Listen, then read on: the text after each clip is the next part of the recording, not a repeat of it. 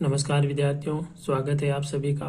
आज हम आपके लिए लेके आए बहुत ही स्पेशल मॉडल पेपर। जी हाँ, माध्यमिक बोर्ड परीक्षा 2021 के लिए कक्षा 10 विषय विज्ञान मॉडल पेपर नंबर 1 के बारे में बात करते हैं। आप सभी जानते हैं कि इस बार जो बोर्ड एग्जाम 2021 को होने जा रहे हैं उसमें कुछ बदलाव किया गया है, मॉडल पेपर में बदलाव किया गया है और बोर्ड एग्जाम का जो पैटर्न का पेपर आएगा वो किस हिसाब से आएगा, तो उसी आधार पर हमने एक मॉडल पेपर तैयार किया है जो कि 100% अनुभव के साथ में एग्जाम की दृष्टि से बहुत इंपॉर्टेंट है। हम इसी प्रकार और भी मॉडल पेपर आपके लिए बनाकर लाएंगे। इसके साथ में आपको कुछ विशेष चीजें ध्यान रखनी है। एक तो जो भी मॉडल पेपर मैं आपको वीडियो के थ्रू बता रहा हूँ या यूट्यूब के थ्रू बता रहा हूँ, उनको आप मोस्टली इंपॉर्टेंट प्रश्न समझ के आप अच्छे से उनको याद करेंगे।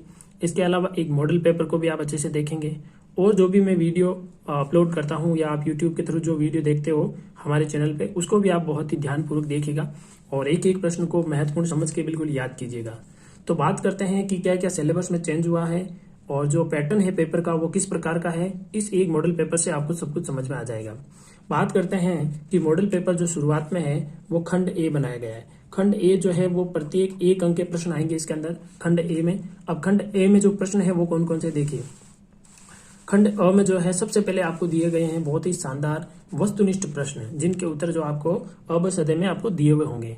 ऐसे आपको 10 प्रश्न दिए होंगे, बहुत ही इजी बनाया गया है पेपर को। तो बात करते हैं सबसे पहले प्रश्न के बारे में। सही विकल्प का चयन कीजिए और प्रश्न है आपके सामने, आयोडीन की कमी से रोग होता है। तो आयोडीन की कमी से कौन सा रोग होता है? रतौंधी, रिकेट्स, बांझपन या गेंगा। तो साथ में मैं कुछ प्रश्नों के आंसर भी आपको बताता रहूंगा जिससे आपको आइडिया लग जाए कि इसके आंसर क्या है। तो आयोडीन की कमी से जो होने वाला रोग है वो गेंगा रोग होता है। फिर बात करते हैं कि विटामिन डी का रासायनिक नाम क्या है। तो विटामिन डी के ऑप्शन में दिए हुए हैं थायमिन, नियासिन, राइबोफ्लेविन और कैल्सीफेरॉल। तो विटामिन डी का जो है वो रासायनिक नाम होता है कैल्सीफेरॉल। फिर बात करते हैं प्रश्न नंबर 3 की तरफ। नारू रोग का रोगजनक क्या है? नारू रोग का रोगजनक जीवाणु है या विषाणु है, प्रोटोजोआ है या कृमि है? तो नारू रोग का रोगजनक जो होता है वो कृमि होता है और उस कृमि का नाम होता है ड्रैकनकुलस मेडिनेंसिस। ठीक है, आगे बात करते हैं मेंडल ने अपने प्रयोग किस पर किए थे? तो यहाँ ऑप्शन में है मीठा मटर, जंगली मटर, उद्यान मटर या सभी पर।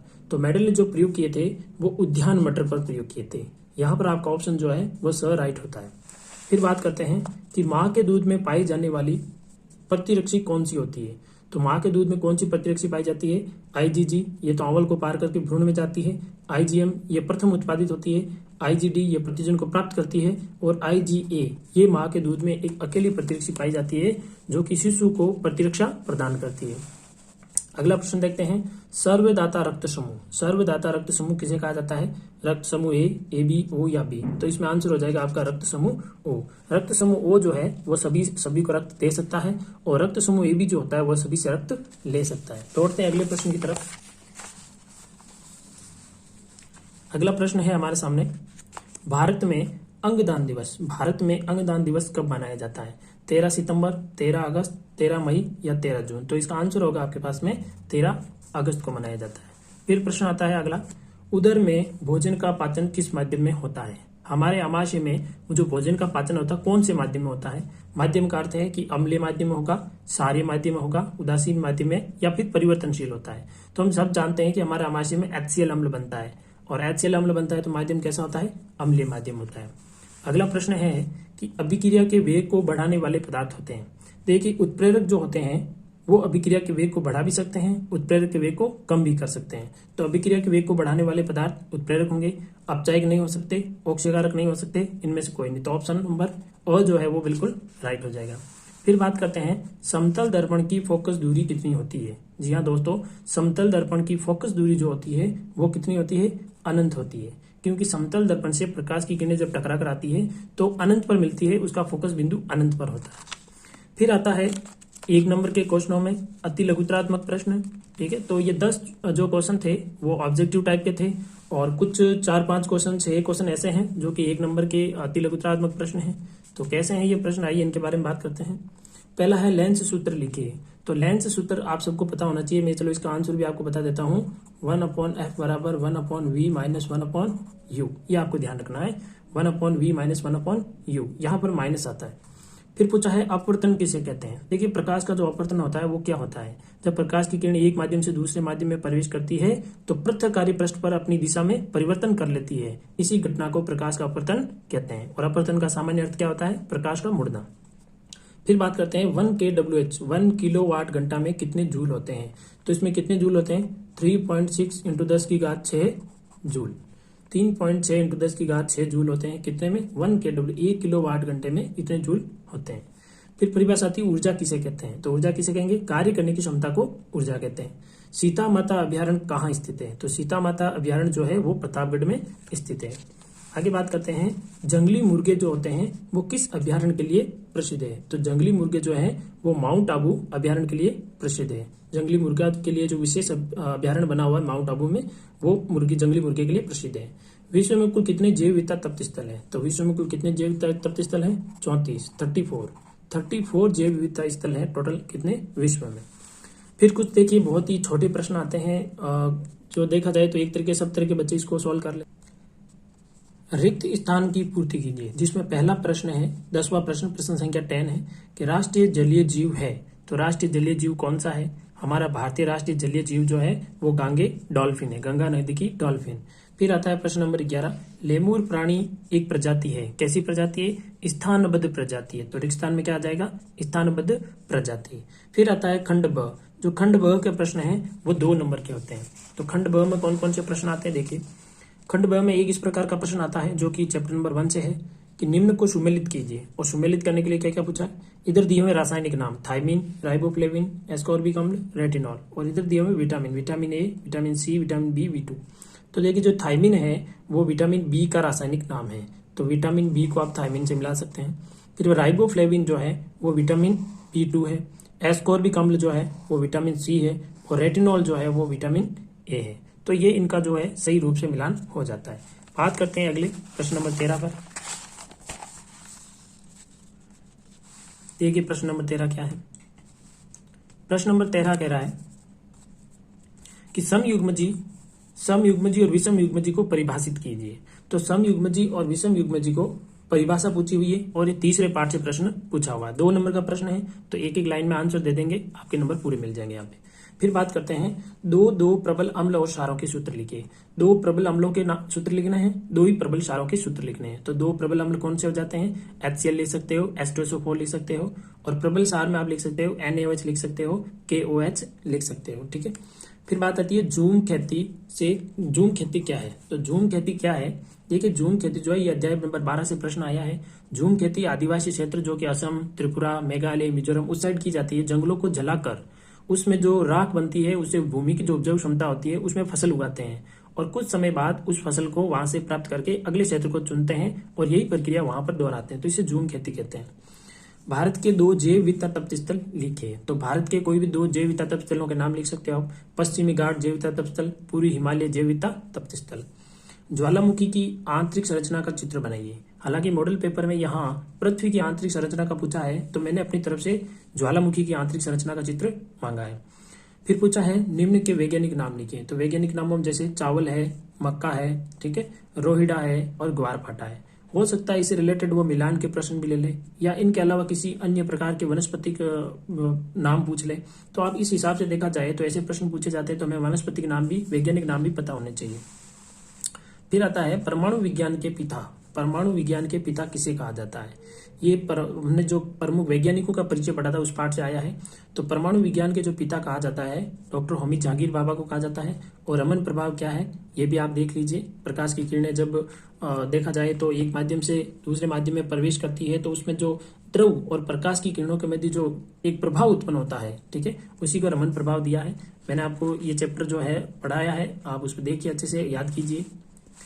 अगला लेते हैं सेक्शन सी आ जाता है, और सेक्शन सी जो है उसमें 4 नंबर के प्रश्न आते हैं। तो 4 नंबर के प्रश्न किस हिसाब से आएंगे देखिए। पहला प्रश्न है प्रश्न नंबर 20 है, निम्न पर टिप्पणी लिखिए। तो निम्न पर टिप्पणी लिखिए, इसमें लिया हुआ है मधुमक्खी पालन, और सेकंड लिया हुआ है लाख कीट संवर्धन। तो एक तरीके से देखा जाए तो ये बहुत इंपॉर्टेंट प्रश्न बनते हैं। क्यों बनते हैं, क्योंकि कारण ये कि मधुमक्खी पालन में लगभग पूरा मधुमक्खी का परिचय आ जाता है, और लाख कीट संवर्धन में लाख कीट संवर्धन की पूरी प्रक्रिया आ जाती है। रेशम कीट पालन और मछली पालन। तो ये चारों इंपॉर्टेंट है और चारों मैंने इसमें दे दिए, कुछ मॉडल पेपर में भी है। तो इस हिसाब से बहुत ही इंपॉर्टेंट प्रश्न बनता है और इसी टाइप के प्रश्न बनने के पूरे चांसेस रहते हैं। और कोई अलग टाइप का पूछता है वो मॉडल पेपर से, तो इन्हीं में से ही वो प्रश्न बन जाएंगे। तो ये पढ़ते हैं तो अपने सारा पार्ट कवर हो जाता है, ये टॉपिक सारे पूरे कवर हो जाते हैं। अगला प्रश्न है किन्हीं दो आंतरिक विवर्तन शक्तियों का वर्णन कीजिए। आंतरिक विवर्तन शक्तियां हमने भूकंप, ज्वालामुखी, सुनामी, उनमें से कोई भी दो का वर्णन कर सकते हैं। किन्हीं दो बाह्य विवर्तन शक्तियों का वर्णन कीजिए। बाह्य विवर्तन शक्तियां मुख्य रूप से अपरदन की शक्तियां और अपक्षयन की शक्तियां, ठीक है, उन दोनों में से दोनों का वर्णन करना होगा। तो यहाँ पे जो प्रश्न आता है, ये जो सेक्शन सी आता है उसमें अथवा में प्रश्न आते हैं। ये बहुत अच्छी बात है, हर तरह के जो बॉयज कमजोर हैं या फिर जो इंटेलिजेंट है, तो दोनों तरह के बच्चों के लिए बहुत अच्छे प्रश्न बनते हैं यहाँ से, और आराम से अटेम्प्ट कर सकते हैं क्योंकि अथवा में दिया हुआ है। फिर आता है प्रश्न संख्या 22, डॉक्टर एपीजे अब्दुल कलाम का विज्ञान के क्षेत्र में योगदान के 4 बिंदु लिखिए। ठीक है, ये भी बहुत बढ़िया प्रश्न बनता है। या फिर इसके अथवा पूछा जा सकता है होमी जहांगीर बाबा का विज्ञान के क्षेत्र में योगदान लिखिए। तो आपको इनके योगदान के प्रमुख पॉइंट याद होने चाहिए। फिर बात करते हैं प्रश्न संख्या 23। तो प्रश्न संख्या 23 क्या है? जैव विविधता विनाश के 4 कारणों का वर्णन कीजिए। जैव विविधता विनाश के हमने बहुत सारे कारण पढ़े हैं, ये पार्ट मैंने पढ़ा है आपको अच्छे से, 19वां पार्ट है हमारी बुक का। तो जैव विविधता विनाश के 4 कारणों का वर्णन करना है और जैव विविधता के महत्व के 4 बिंदु समझाइए। जैव विविधता के महत्व के बारे में भी हमने अच्छे से पढ़ा है, तो महत्व के भी बहुत सारे पॉइंट थे, अपने नोट्स था, हमने पीडीएफ भी शेयर किया आपके साथ। तो जैव विविधता के महत्व के 4 बिंदु और जैव विविधता के विनाश के 4 कारणों का वर्णन कीजिए, ये भी बहुत इंपॉर्टेंट प्रश्न बनता है। फिर बात करते हैं प्रश्न संख्या 24। तो प्रश्न संख्या जो 24 है वो सेक्शन डी में चला जाता है, और सेक्शन डी जो है, सेक्शन डी, इसमें प्रश्न आते हैं 5 नंबर के। तो 5 नंबर के प्रश्न जो है वो किस प्रकार आएंगे? हालांकि मॉडल पेपर के अकॉर्डिंग मैंने पेपर बनाया, लेकिन इसके अलावा मैं और भी बहुत सारे प्रश्न लेने वाला हूं। इस टाइप से तो आने ही है, लेकिन इससे अलग और क्या क्या आ सकते हैं वो भी हम नेक्स्ट मॉडल पेपर में जरूर लेंगे। तो इसमें क्या क्या देखिए, क्या चीजें इसके अंदर पूछी है, किस टाइप के प्रश्न है। तो इसमें पूछा पहला, प्रकाश के अपवर्तन के नियम लिखिए। तो प्रकाश के अपवर्तन के आपको नियम लिखने हैं, पहला ये भाग ये ले लिया। और इसका जो सेकंड भाग है, सेकंड भाग में हमने पूछा है कि एक उत्तल लेंस की फोकस दूरी f जो है वो 10 सेंटीमीटर दे रखी है, और यदि बिंब लेंस से 20 सेंटीमीटर पर हो तो प्रतिबिंब की स्थिति और स्वरूप ज्ञात कीजिए। ऐसे प्रश्न मैंने आपको सोल्व कराए हैं, आप फिर भी इस प्रश्न को देखिएगा, आराम से हो जाएगा। यहाँ फोकस दूरी दी हुई है, और उत्तल लेंस की फोकस दूरी जो होती है वो हमेशा माइनस में होती है, सॉरी प्लस में होती है। तो फोकस दूरी जो है वो +10 सेंटीमीटर है, और बिंब जो है वो बाईं तरफ रखा है, तो यहाँ पर जो u होगा वो -20 सेंटीमीटर आ जाएगा। आपको v निकालना है और आवर्धनता निकाल के आपको स्थिति और स्वरूप बताने हैं। फिर इसी के अथवा में क्या पूछा हुआ देखिए,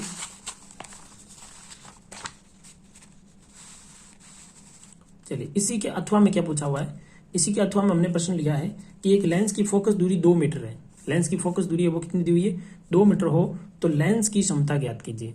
जी हाँ, लेंस की क्षमता जो होती है वो क्या होती है? P बराबर 1/f। लेंस की क्षमता P बराबर 1/f। तो यहाँ पर f की वैल्यू रख दीजिए, P आ जाएगा, ठीक है, 0.5।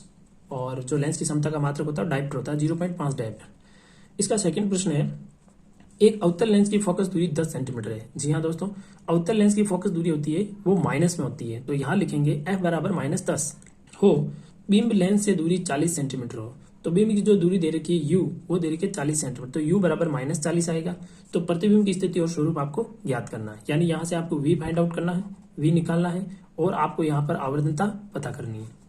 फिर आता है प्रश्न संख्या 25। तो प्रश्न संख्या 25 क्या देखिए, प्रश्न संख्या 25 जो है ये अध्याय 11 से है। तो अध्याय 11 से भी बहुत बढ़िया प्रश्न बनते हैं, और जनरली यहाँ से न्यूमेरिकल प्रश्न ही बनते हैं, हर बार बोर्ड में यहाँ से न्यूमेरिकल प्रश्न ही आता है। एक लिफ्ट 5 मिनट में 300 मीटर ऊंचाई पर पहुंच जाती है। यदि लिफ्ट का द्रव्यमान 1000 किलोग्राम हो तो लिफ्ट द्वारा किया गया कार्य तथा शक्ति ज्ञात कीजिए। तो किया गया कार्य, और यहाँ पर आपको एक तो W पता करना है, किया गया कार्य, और यहाँ पर आपको शक्ति पता करनी है। तो कैसे पता करेंगे? किया गया कार्य जो है वो आपको यहाँ से निकालना पड़ेगा, और शक्ति जो है वो P भी आपको यहाँ से निकालना पड़ेगा। किया गया कार्य कैसे निकालेंगे? देखिए, कार्य का जो सूत्र होगा वो होगा mgh, क्योंकि किया गया कार्य इसमें किस में बदल जाता है? इसके अंदर स्थितिज ऊर्जा में बदल जाता है। तो m जो है वो हम यहाँ 1000 किलोग्राम लेंगे, g जो है वो 10 लेंगे, और h जो है वो 300 मीटर लेंगे, तो यहाँ कार्य आ जाएगा। और कार्य में जब 5 मिनट को सेकंड में बदल के जब भाग दे देंगे तो शक्ति आ जाएगी। ये उदाहरण हमारी बुक में है, तो आप वहां से देखिए और इसको सोल्व करने की कोशिश कीजिए। अगला प्रश्न है, एक घर में 5 युक्तियां प्रतिदिन 10 घंटे उपयोग में ली जाती है। 5 युक्तियां कोई भी हो सकती है, ट्यूबलाइट बल्ब कोई भी हो सकता है। तो इसमें से 2 युक्तियां जो है वो 200 वाट की है, और 3 युक्तियां जो है वो 400 वाट की है। तो 30 दिन में खर्च विद्युत यूनिट में ज्ञात कीजिए। तो हमारे पास में इसका फॉर्मूला था, आपको बता दिया है मैंने, कि वाट इंटू घंटे इंटू दिन बटा 1000। तो यहाँ पर आप जब इस फॉर्मूले से सॉल्व करोगे तो आपके कंप्लीटली यूनिट आ जाएंगे। फिर आता है खंड य। अब खंड य जो है उसमें क्या है, किस टाइप के प्रश्न पूछे जाते हैं, तो खंड य जो है वो होता है 6 नंबर का। यहाँ से जो प्रश्न आएगा वो 6 नंबर का प्रश्न आएगा। किस टाइप के प्रश्न पूछे हुए हैं, कौन से पार्ट से पूछे हैं, देखो पहला प्रश्न पूछा हुआ है प्रश्न संख्या 26। क्या पूछा हुआ है कि मानव पाचन तंत्र का नामांकित चित्र बनाइए। तो ये दूसरे पार्ट से लिया गया है। मानव पाचन तंत्र का नामांकित चित्र बनाना है आपको, और पाचन तंत्र में प्रयुक्त निम्न अंगों के कार्य लिखिए। ग्रास नली, छोटी आंत, बड़ी आंत। मैंने प्रश्न को थोड़ा कन्वर्ट करके लिखा है क्योंकि हम आगे भी मॉडल पेपर बनाएंगे तो इस हिसाब से अलग अलग टाइप के प्रश्न लेंगे। तो मॉडल पेपर में कुछ और है, मैंने थोड़ा अलग इसको चेंज किया है। तो आप मॉडल पेपर भी देखिएगा, इस पेपर को भी देखिएगा, और 100% इनसे बाहर एक भी प्रश्न जाना नहीं है।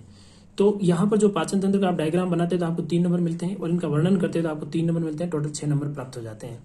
इसी के अथवा में देखो क्या दिया हुआ है, इसी का अथवा में दिया हुआ है मानव हृदय का नामांकित चित्र बनाइए। अगर ये नहीं कर पाते बच्चे तो ये कर सकते हैं, और मानव हृदय की कार्यविधि समझाइए, और मानव उत्सर्जन तंत्र का नामांकित चित्र बनाइए, या मानव में मूत्र निर्माण की प्रक्रिया समझाइए। 3 अथवा में दिए हुए हैं, आप कोई भी जो अच्छा लगे, इजी आपको याद है वो आप कर सकते हैं, और तीनों ही मोस्ट इंपॉर्टेंट है एग्जाम की दृष्टि से। इन तीनों में से एक तो आपको मिलना ही मिलना है। इस हिसाब से मैंने यहाँ पर एक चेंज कर दिया था, मॉडल पेपर में श्वसन तंत्र है तो मैंने यहाँ पर मानव हृदय ले लिया है, क्योंकि हृदय वाला पॉइंट भी बहुत इंपॉर्टेंट है। फिर बात करते हैं प्रश्न संख्या 27 की तरफ चलते हैं। तो प्रश्न संख्या 27 क्या कहता है, देखिए प्रश्न संख्या 27 जो है वो इस प्रकार है, टिप्पणी लिखिए। अब टिप्पणी लिखिए, पहला उदर में अम्लता। उदर में अम्लता वाला पॉइंट मैंने आपको अच्छे से समझा दिया है। दूसरा पॉइंट दंत से, ये भी मैंने आपको बताया वीडियो के थ्रू, और अम्ल वर्षा। तो यहाँ पर हम इसे करते हैं तो यहाँ पर 2 + 2 + 2 यानी 6 नंबर आपको प्राप्त होते हैं। हम ये नहीं कर पाते हैं तो अथवा में दिया हमने निम्न के रासायनिक सूत्र लिखो, जो कि बहुत इजी प्रश्न बन जाता है। प्लास्टर ऑफ पेरिस, खाने का सोडा और विरंजक चूर्ण। यहाँ पर पूछने में उपयोग भी पूछ सकता है कि निम्न के एक एक उपयोग लिखिए, तो हो सकता है हमें अलग अलग तरीके से प्रश्न बना के उनको सोल्व करना। अगला है इसी के अथवा में टिप्पणी लिखो। तो टिप्पणी किस पे, मिसेल निर्माण, अपमार्जक और साबुन निर्माण की प्रक्रिया। तो ये तीनों ही पॉइंट मैंने आपको बता दिए हैं, और वीडियो के थ्रू भी इसको मैं आपको समझा दूंगा वापस, आप वहां से देख लीजिएगा। बात करते हैं लास्ट क्वेश्चन पे, प्रश्न संख्या 28 पर। देखिए प्रश्न संख्या 28 क्या कह रहा है। प्रश्न संख्या 28 जो है ये भी बहुत इंपॉर्टेंट प्रश्न है, और ये जो प्रश्न लिया गया है ये 6ठे पार्ट से लिया गया है। क्या पूछा इस प्रश्न में, पहला पूछा है कि उदाहरण सहित व्याख्या कीजिए। अब उदाहरण सहित व्याख्या में आपको क्या क्या करना है, देखिए संयोजन रिएक्शन, तो आपको क्या करनी पड़ेगी, संयोजन अभिक्रिया की परिभाषा और एक रासायनिक समीकरण देनी पड़ेगी। ठीक है, तो यहाँ पर आपको मिलेंगे 2 नंबर। विस्थापन रिएक्शन, विस्थापन अभिक्रिया की परिभाषा लिखते हो और उसकी एक रासायनिक अभिक्रिया लिखते हो तो आपको 2 नंबर मिलेंगे। और तापीय अपघटन किसे कहते हैं, इसकी परिभाषा और इसकी एक रिएक्शन लिखते हो तो 2 नंबर मिलेंगे। अथवा ऑक्सीकरण रिएक्शन, अपचयन रिएक्शन या रेडॉक्स रिएक्शन, और उसके अथवा में धनात्मक उत्प्रेरक, ऋणात्मक उत्प्रेरक और जैव उत्प्रेरक। एक तरीके से देखा जाए तो अध्याय नंबर जो 6 है, 6 अध्याय में से आपको सारे जितने भी रिएक्शन हमें दे रखी है वो सब याद करनी पड़ेगी, उनकी परिभाषा और एक रासायनिक समीकरण, तब जाके हम ऐसे प्रश्नों को अटेंड कर पाएंगे। ठीक है, तो आपको ये पेपर जो मैंने बनाया है, आप आई होप आपको बहुत अच्छा लगा होगा, और इस पेपर को आप अच्छे से अपनी कॉपी में भी उतार सकते हैं और ऐसे प्रश्नों को याद कीजिए। मिलते हैं ऐसे ही और एक और मॉडल पेपर, जिस मॉडल नंबर पेपर नंबर 2 में मिलते हैं। और यदि आपने चैनल को सब्सक्राइब नहीं किया तो जरूर कीजिएगा, और अपने दोस्तों के साथ मित्र मंडली में जो भी 10th क्लास बोर्ड एग्जाम में बैठने वाले हैं उनको ये पेपर जरूर शेयर कीजिएगा। मिलते हैं अगली क्लास में, तब तक के लिए जय हिंद, जय भारत।